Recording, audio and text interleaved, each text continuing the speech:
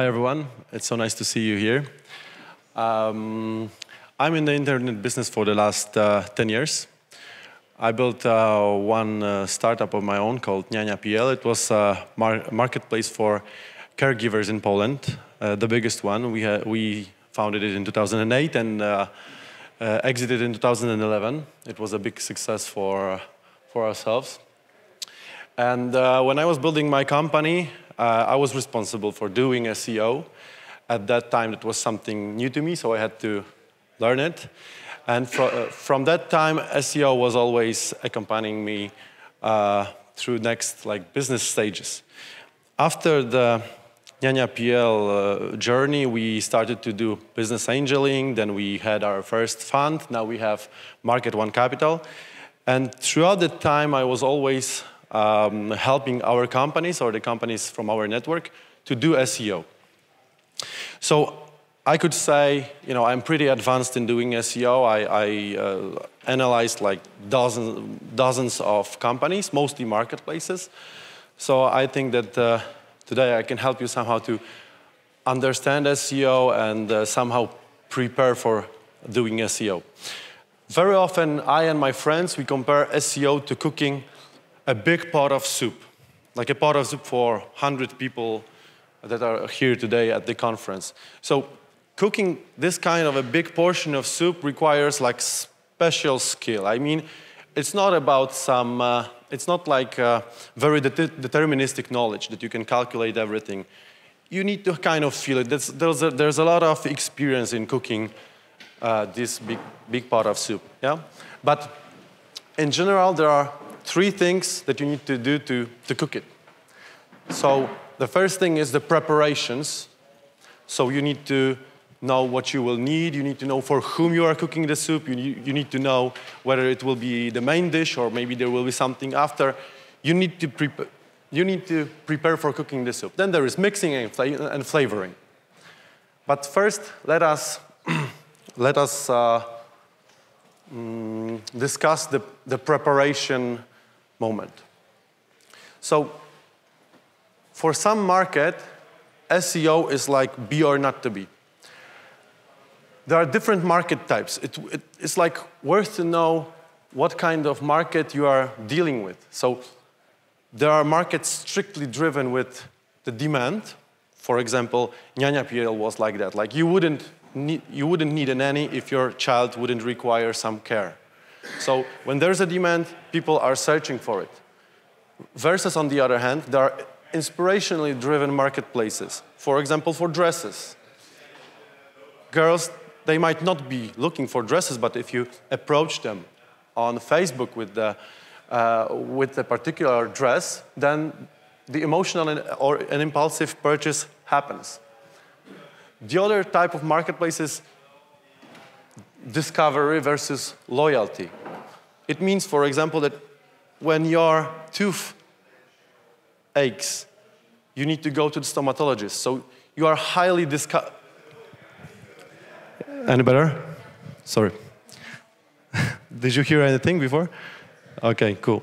So when your tooth aches, then you need to go to the doctor. So you type into the Google stomatologist Berlin because you want to find one. Yeah, so it's highly discovery stuff. And then if you don't need to go to the dentist for the next 5 years, you forget who was your previous dentist. Yeah, so it's like one time, highly discovery. Versus, for example, if you want to go play tennis and you find a venue, most probably you will want to play tennis again and again, so you will be very loyal. That's why, and then you will use, for example, some mobile application.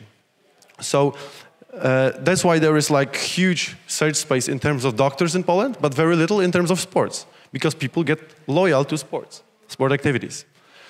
The third factor that could be distinguished is whether on this particular market people can name the need, like for example, nanny in Warsaw, I can name it, I know how to precisely say what I'm searching for. And for example, on the other hand, the names are implicit. If you are looking for a chair, then you might not know, for example, the brands of the chairs. So your naming is very, very shallow. There are also some other categories I could say for defining the market. They are like the mix of the others. Yeah? So there are markets of big volumes and low volumes, but sometimes some low volume markets result in some high GMVs. So, but nevertheless, all the categories that I wrote to the left are more in SEO favor, and the ones to the right are less dependent on SEO. And as in life, there is like 50 shades of gray. So, you know, there is so many combinations that, every market is different. So, but today I want to discuss a market that is like purely SEO biased. The example of that market was the business that I was building, so childcare providing service, yeah? Highly discovery, highly named need, highly demand-driven. So on this kind of example, I will show you what it means that the market is SEO dependent and what are the consequences of it. So today I prepared an example that I will discuss with you. I will show you the traffic evolution for a particular service. Let's say you are a new entrepreneur and you want to make a business because you spotted some niche. And this niche is right now very little. There is like 60,000 searches in total for the whole country. It's like total. But at some point, the niche will boom and then you are super happy. Yeah? So because you spotted the niche very quickly before the market boom, you are the first mover. It's a big advantage. So the first thing that you will do is that you will start paying for PPC, for SEM. Since there is no competition because the market is new, the PPC will be super cheap, like super bargain, like 1-2 cents per click. That's heaven. But you are also SEO aware. So you know that since there is PPC, since there is search, then you are playing your game to make your SEO better and better. It always takes time. SEO takes time. For this particular example, I will assume that since the market is pretty empty, it takes like 8 months to get to the top of the SEO. For the purpose of our exercise, I will assume that the traffic that you will get from SEM is 26%. It's like the biggest CTR that I have ever experienced, and I will use it for my exercise. It's like, being number one on PPC with all the extensions, it may result 26. In this case, the organic traffic might be something like 18. So in general, if you dominate PPC, SEM and SEO, you can get something like 44% of the traffic. And then throughout the time, what you experience is like direct traffic feedback loop. Because as some users visit your web page, they kind of, even though it's like low loyalty, high discovery service, they kind of stick to your brand. They remember it. So you're experiences direct traffic feedback loop, which is very, very positive because in the end, the direct traffic is the holy grail of all traffic sources. Sorry for the moment, I need to grab something.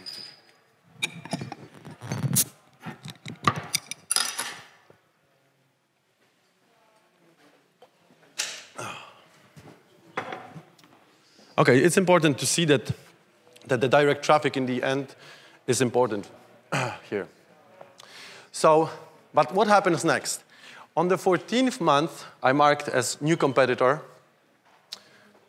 Okay, one more thing. Let us sum up all the traffic sources into one, saying that if you win the market like totally in the search space, additionally with the direct traffic, you may get like 50-55%. And the other searches are dispersed among some other shitty pages that, just are kind of noise in Google, right?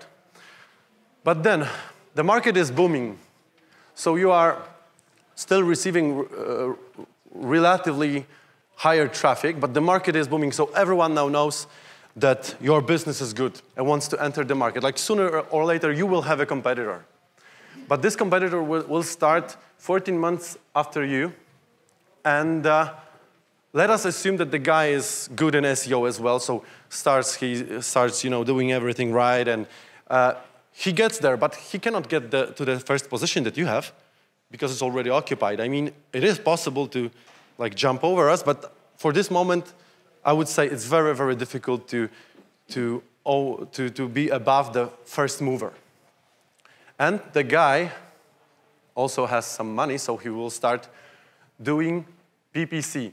The efficiency for the second place of PPC will be 17%, and for SEO will be 8%.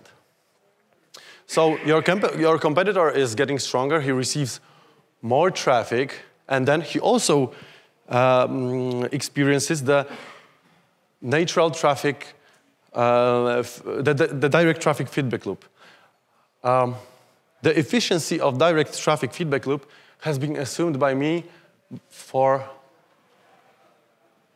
1% of the total previous traffic. Very slow, but usually that's what I see. Like 1% of the previous traffic sticks to the website being the additional traffic source. So our competitor will also have it in his favor. And what will happen? The player 2 always tries to attack player number 1. So first of all, if we have our ad here, and this is like the most clickable ad because it's on the first position, our goal is 1, to maintain the first position because this is our biggest market share factor. If we lose it, eventually we're gonna lose also the direct traffic feedback loop. So this is our goal. But as I previously said, previous times were heaven to us because we were paying like 1 cent for a click, maybe 2. So it was pure EBITDA positive action on marketing. But right now, since we have some competitor below, our prices went up. The guy started to bid, and if the ARPU for our product is 200, now we might be not margin positive. The CAC went to 230. We are minus 30 negative. That is a bit problematic, but we are willing to pay for that because the goal is to maintain the biggest market share. And our competitor, he is happy because he entered the market. He started to receive some valuable traffic for the second position. His CAC for the second position doesn't have to be close to ours. Second position might be much more cheaper than the first one. So he pays like 150 CAC and has margin of plus 50. So there are 2 things that piss me off in this situation. First of all, that this guy is new, so he destroys our perfect business. He decreases our margin very much, but for sure, he will attack the first position. At some point, he will start bidding so much that it's going to be like minus 90, minus 60. Who'll know?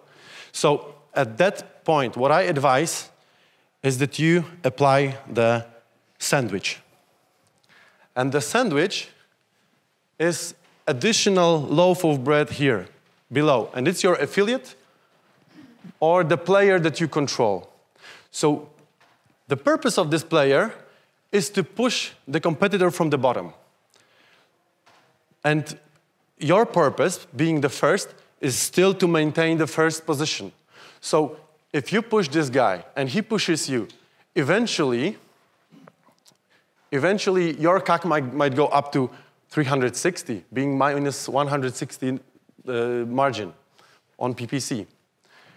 The guy will, since he's pushed from the bottom, he will pay almost the same CPC as you are paying. And his margin will be closely negative to yours. But now the SEO comes in handy. Because you have so much more traffic being number 1 SEO, your blended acquisition price is plus €0.50, and the guy is minus 42 euros on every unit sold. And in this kind of a game, it may last for a month or two, but eventually, if you are aware of your SEO competitive advantage, you know that this guy is gonna lose.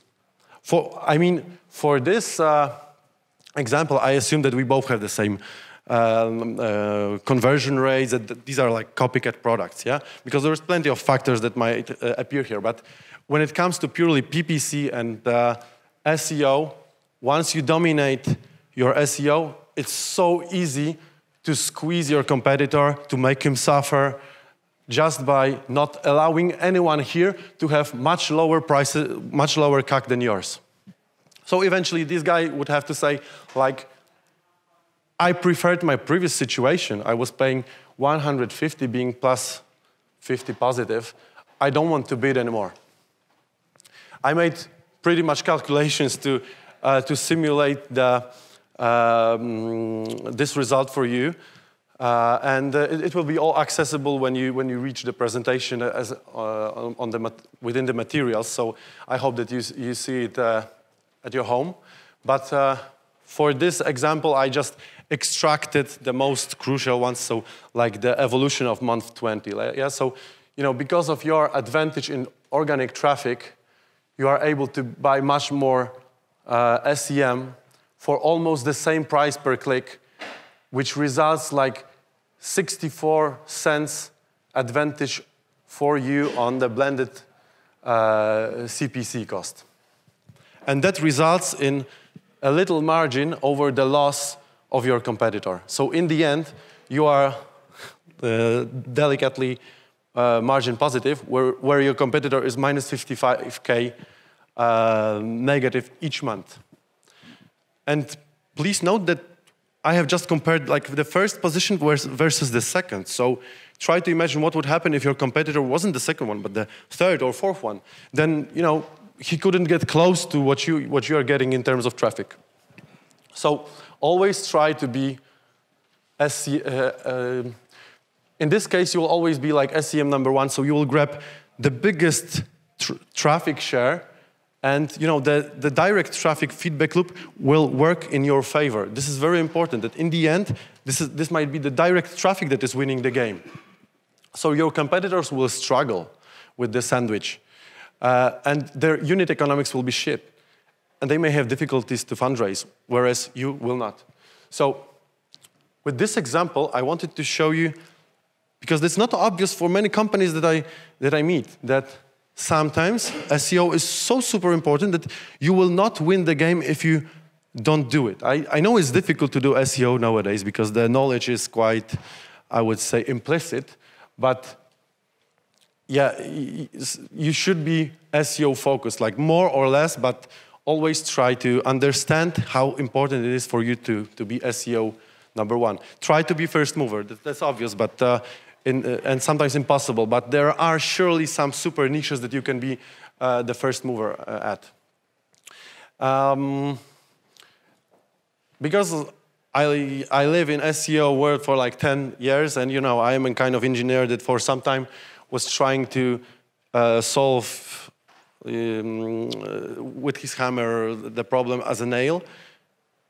I say sometimes there are some ways to like escape from the trap of being within the sandwich. There might be some other traffic sources, other marketing strategies, like for example in TV campaigns for big markets that might help you to disrupt the market in a new ways. Yeah, I'm not saying it's impossible, but what I wanted to show you today is that for some biased SEO markets, SEO is a killer, or might kill you, or the SEO of your competitor might kill you. All right.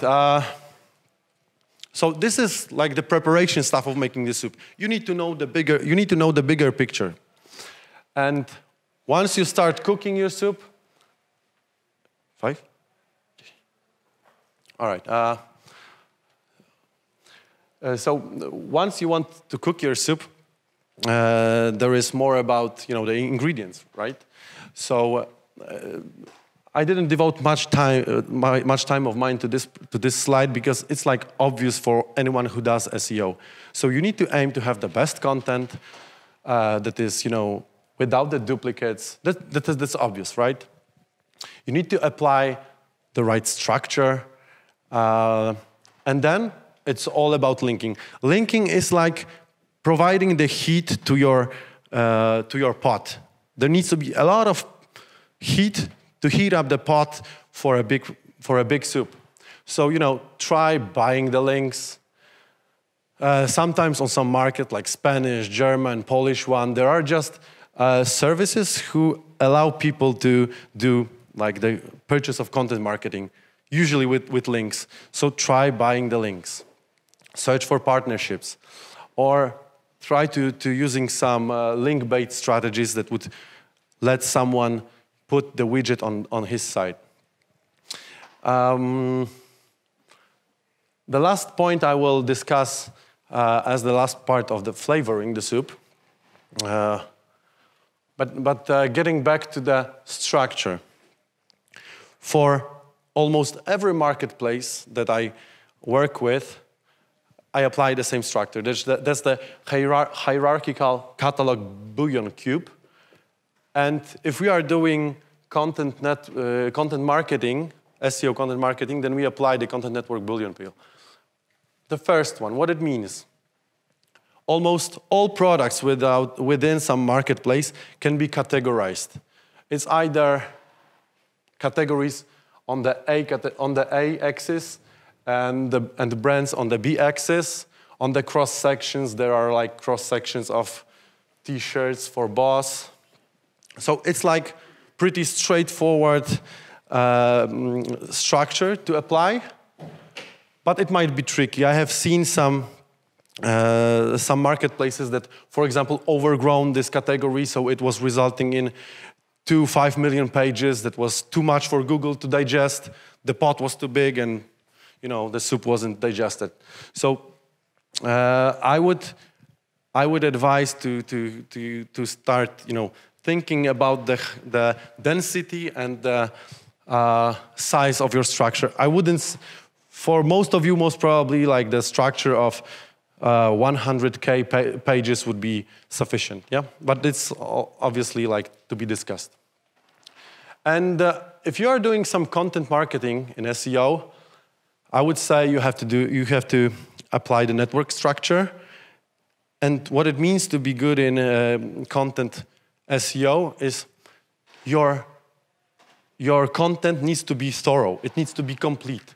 So if you want to write about something and if you want it to rank, you need to analyze the keyword space very well. It means that you should use tools like Answer the Public that would give you, for example, such ideas for Hatha Yoga keyword. You should type in Hatha Yoga and see what Google is suggesting to you. You should understand the whole keyword space and try to write articles that would be complete for every question. This doesn't have to be like a single article. It may be a set of 5 articles that would answer all of the possible questions. And then when the content is complete, when the set of pages is complete, then Google analyzes like the whole structure. It's not always like one single page having being like good in content. It sometimes is a set of pages, and this set of pages empowers each other. So then this is like a problem that I very often encounter when discussing with the startups. Like when you start doing SEO, you do it like, sometimes this, sometimes that. You need to have like a real technique. And the technique means that first of all, you need to measure the positions. This is like the only thing that gives you feedback whether you are doing something good or wrong. Don't use Google Console to tell you the positions. I would say it's just an extract that is too little. Use a professional tool, and every time you do something, isolate. So if you are doing some big content changes on your website, make them, measure, wait 2 weeks, then adjust your structure, measure. If you want to buy some link for 2,000 euros, which is big price for the link, but maybe worth it, buy this link, but measure and wait until it's indexed. So every time you're doing something, you need to measure in SEO, and that gives you a lot of feedback in the process of learning. I will now discuss what off-page means. I will discuss it on one example, because its time is running out. So flavouring means applying your soup like some commonly or not commonly known concept that will make it taste different. So first I will apply the CTR, sweet flavor. So we've had this case like 2 years ago that one of our pages, which was a copycat of another page from another country, the page was perfect in terms of content, in terms of structure, in terms of everything, and was gradually losing its positions from like 30 to here. And we didn't know what to do. And we were looking at it and no one had any idea. So we consulted the guys in Ireland, Search Brothers, who previously worked at Google, and they said like, everything is cool in terms of your content, in terms of internal linking. We don't know why it's dropping in rankings, but we can try to do some analysis. And their analysis was little, but it appeared to be the case. So they told us, we think that your CTRs on your results in SERP, search engine result page, are lower than your competitors. So try dealing with the descriptions. Try dealing with titles. Maybe instead of writing dermatologist Warsaw, maybe it's better to write 50 best dermatologists in Warsaw. And it appeared that it was true. When we changed our titles, it was like so easy, but first we made a test on the SEM, which titles were more clickable. When we changed them to the new ones, we gradually started to grow in rankings. There was also another factor. We needed to concentrate on our bounce rate. Google currently is measuring whether user is satisfied with the page that they are landing at or not. So sometimes it's difficult to work with the UX guys because the UX guys would remove everything but the register button. So you need to build your content good enough, perfect content, but you still need to make it the way that it's of low bounce. So with these two things, you can you can do a lot in SEO. And as a last thing, the SEO might also taste bitter, the soup. And this is something that I discovered within the last year. So there's been this marketplace that was appearing on the highest possible position. So the average position for 400 keywords was 1.8. And that was the green one, right? And we thought, now we have a perfect domain. Let's change the domain. It's the perfect domain that we can have. So we've done the 301 redirect from the green one into the blue one. And it always takes time for SEO to recalculate everything and start ranking. But eventually, the theory always says, once you do 301 for the whole domain, it will all revert back to where it was. And it never reverted. So you can see that we were waiting for, so at this moment we were 1.8, here maybe 5, and now we are 2.8 after almost a year. So, that was a difficult moment because our sandwich was in danger. We were squeezing our competitors in PPC because we had so much advantage in SEO, and for some longer time, Google wasn't regaining our traffic.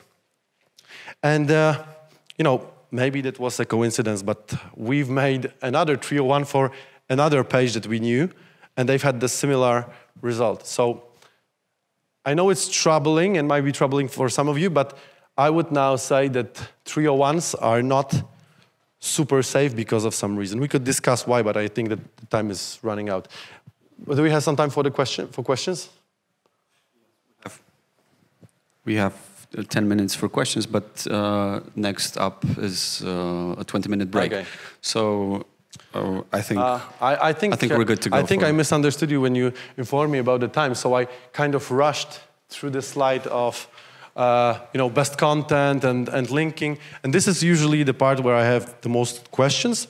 So, you can ask me any questions, but yeah.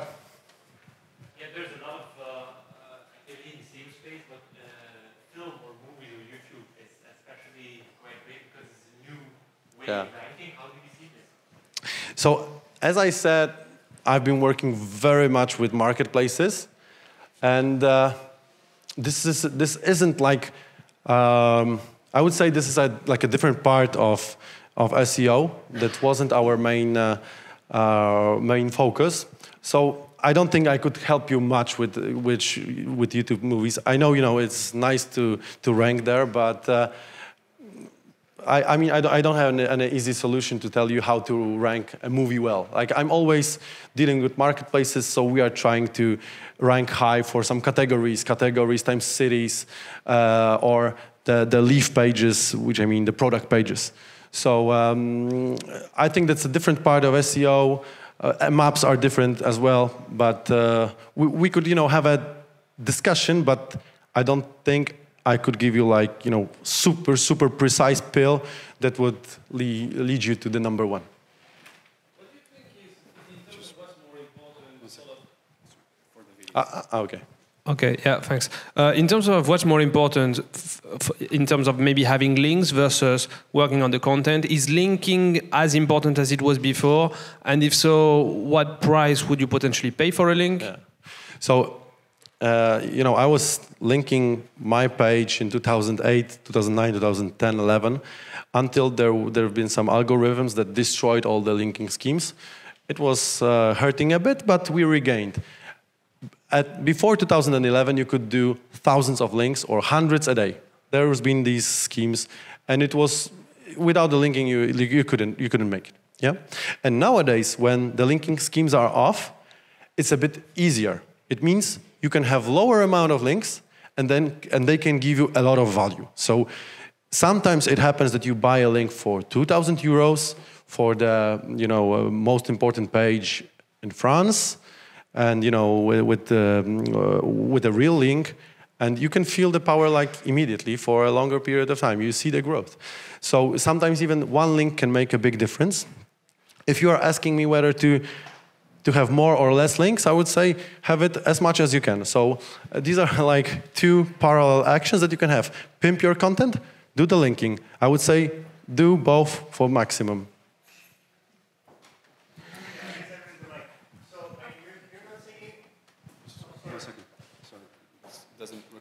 Thank you.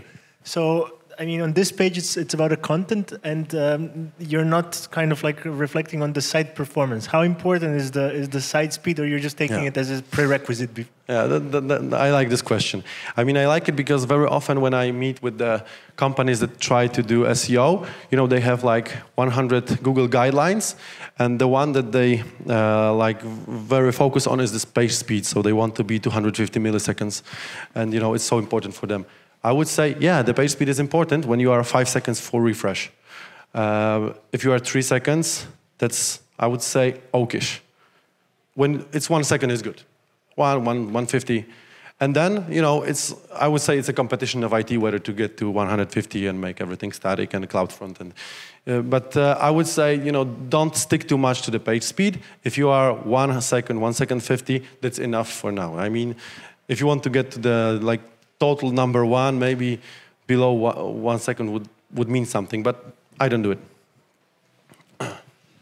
So how to build a perfect SEO team in terms of skills, team structure, and so on? I think first of all, it's good to know someone who will somehow influence you to tell you why it's so super important. Why for some companies it's strategic. And some companies, they just don't do it because there is lack of knowledge on the market. They don't know the right person. You would just like to employ somebody who will do the SEO. To do SEO is to, first of all, understand how important it is for my business, and then to set up the whole operations of the company. So product, versus the SEO manager versus the CEO of the company. I mean, it needs to be positioned high in the values of the company. I've seen so many cases where the UX guys destroyed SEO because it was better just to have one single button. Yeah. So first of all, you need to know that it's important for you. Then you need to understand like the big things. If you are the CEO, I would say you need to understand the big picture. And then you need to employ someone who will gradually build the process of measuring and mixing and measuring. And many processes within the company, especially UX, need to be like SEO aware. You need to be aware that any change in internal linking might destroy your structure, who will suddenly like drop thousands of pages from the index. So I hope I answered your question. Yes. Can we? Yeah. Okay. Yeah. The SEO manager, what is he doing? So first of all, he needs to measure. Yeah. He needs to. Every day when he wakes up, he needs to see the rankings, whether there isn't something bad happening or whether we have this little increase that is anticipated very much. And then he needs to, first of all, build the linking acquisition processes. So as I showed you, there are like 5 main ones, but there might be some more. So he should constantly think about the new links. Also, he should be discussing the structure and how to make it bigger, how to make it smaller, how to make it more precise. So that eventually we drop into the index something that, if starts to rank, will produce the clicks, because you might index pages that will not result in clicks. So we don't want to do it. So maintaining the structure, then discussing the content with the team, convincing the UX team that this content, that here is better to have opinions incorporated in the page of the product rather than the separate product page. So it's like a lot of conceptual work, a lot of measurement.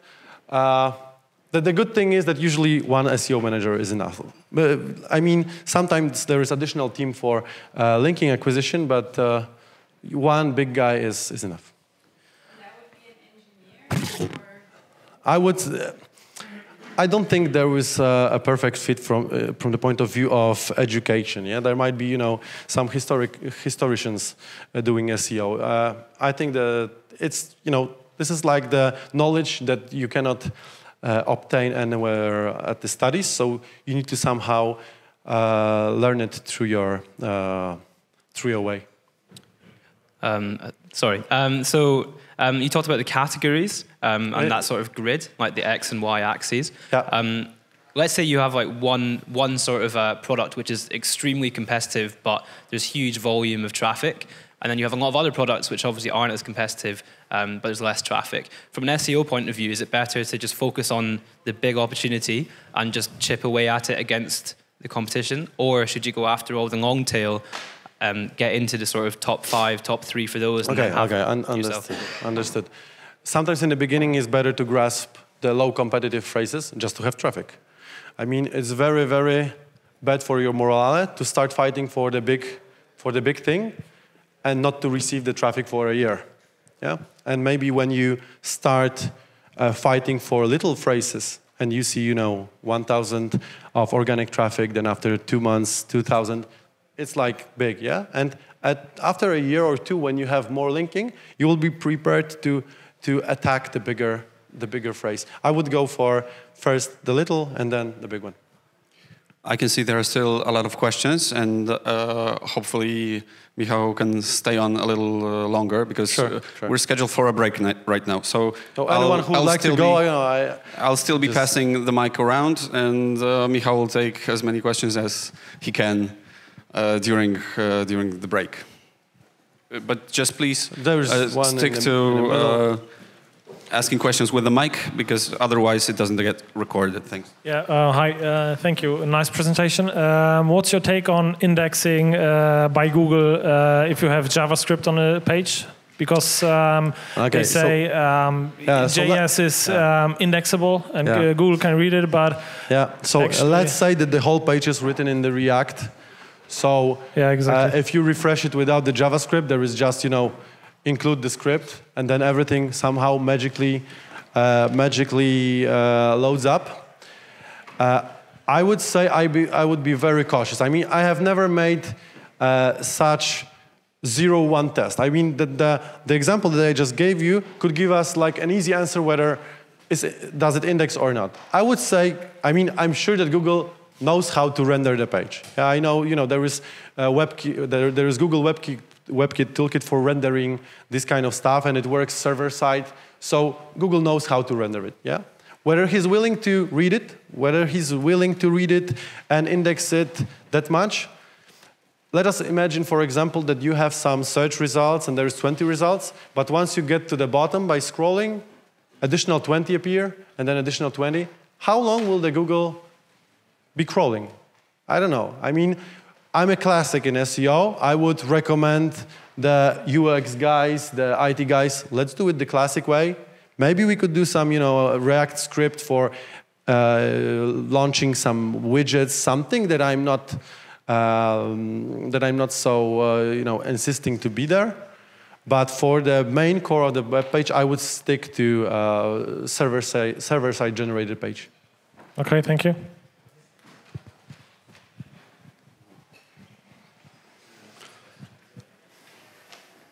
I have a question. If your business is mostly app-focused, so let's say 95% of your transactions are on mobile apps, how does that impact, let's say, on that one of those first slides where you say if you have a business like this or like that, it's less useful? Is an app-only business, the SEO game is then diminished, or how does that work? Like on some, I would say, loyal markets, like for example, tennis venues, the user path could be like that user finds your service, the tennis booking, through the SEO, and then installs the app, and then all the purchases are through the app. Yeah. I mean, that's why the SEO is so little in terms of sports venues. Like practically the app creates a loyal business, and therefore it falls out of the SEO game. But even though the search volume is little for tennis venues, maybe it's worth to be ranked well, because that's where the first purchase is coming in. So if we compare like the overall amount of purchases, which is like for the app it will be 95% of everything and 5% to SEO, we could say screw SEO. It's not needed. Yeah. But for the initial point of touch, I would say SEO could be crucial and could be important. Understood. Thanks. Hey, I was wondering, could you speak about keyword cannibalism a bit? I wonder how to measure if we're actually competing with ourselves or ranking several pages for the same keyword, and if there's any best practices of how to avoid that. You mean that the two of our pages rank for the same keyword? Yeah. It's so difficult to control. Like, sometimes I've seen such situations that, for example, the domain was so super strong that for one query, Google was just, I think it was manicure and hybrid manicure, like very similar cases. And we've had so strong domain that Google was just providing 3 of those. And I mean, it was because the domain was so super strong. And for example, it's comparable when you start querying around Airbnb. Like Airbnb can have like four keywords ranking super high. Is it cannibalism? I wouldn't say so. I mean, you cannot control it. At some point, Google does it. You are happy. I mean, it's so hard to control it that I at some point told myself, no, just live with it. Right. You advise people to buy as many links or get as many links as possible. Based on our experiences, now I see that the lower domain authority and not so relevant websites, getting links from them doesn't have any value. What do you think about it? I mean, I know what you mean. Yeah, buy relevant links.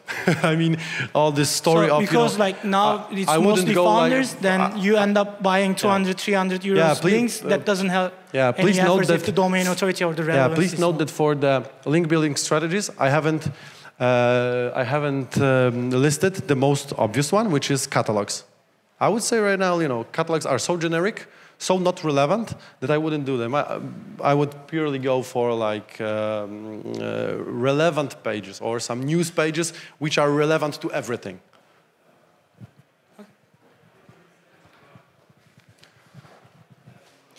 Okay, so if there aren't any more questions, then I hope that my materials could be distributed by the they will by the organizers. So yeah, thank you to Michal. Bye.